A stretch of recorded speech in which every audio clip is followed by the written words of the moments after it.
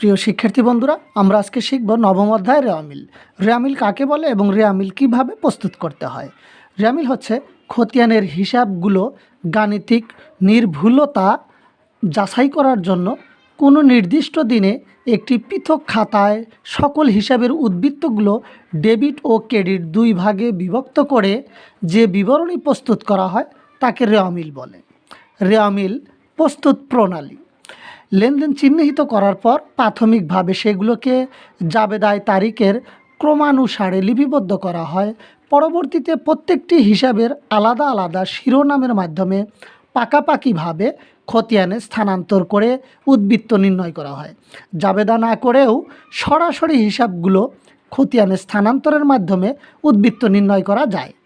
খতিয়ানের সকল হিসাবের উদ্বৃত্ত নির্ণয় করার পর ডেবিট উদ্বৃত্তগুলো ডেবিট দিকে এবং ক্রেডিট উদ্বৃত্তগুলো ক্রেডিট দিকে আলাদা খাতায় লিপিবদ্ধ করে রেওয়ামিল প্রস্তুত করা হয়। রেওয়ামিলের নমুনা ছক: রেওয়ামিলের নমুনা ছক বা কলাম বা ঘর 5টি।